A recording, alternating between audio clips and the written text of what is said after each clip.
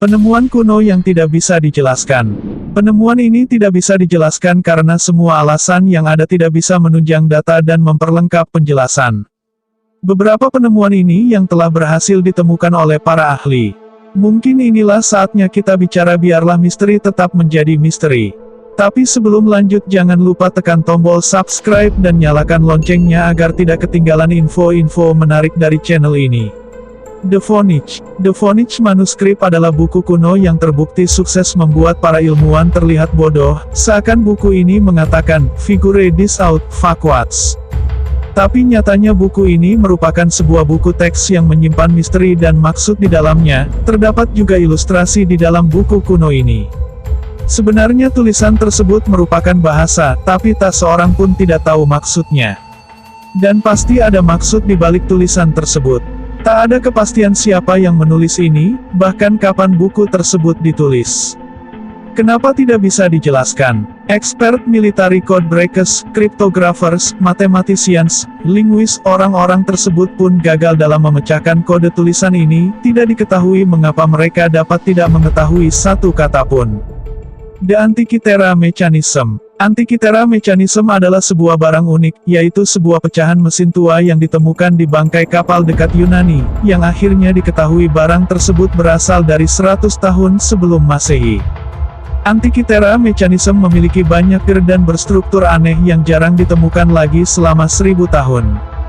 Kenapa tidak bisa dijelaskan? Pertama, karena tak satu pun orang tahu di mana Antikythera Mechanism dibuat.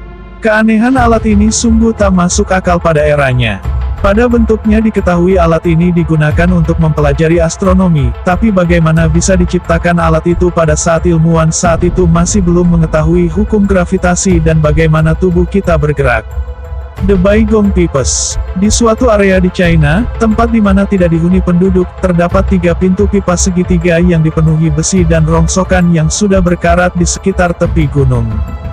Beberapa pipa menusuk jauh ke dalam gunung. Tapi beberapa pipa malah menyambung ke sebuah kolam danau yang asin. Masih banyak lagi pipa-pipa yang tidak diketahui di mana letaknya.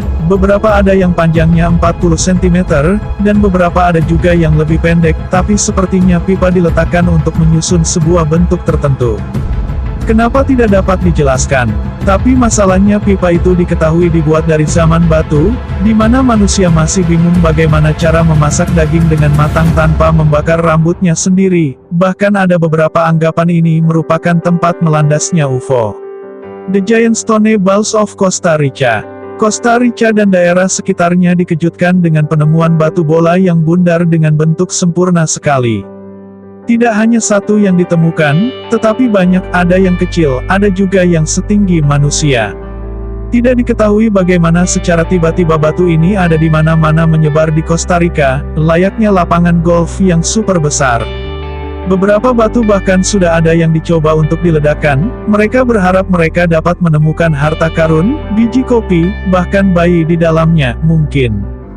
Beberapa batu sudah ada yang digulingkan, tapi beberapa masih terlalu berat untuk ditarik bulldozer. Kenapa tidak dapat dijelaskan?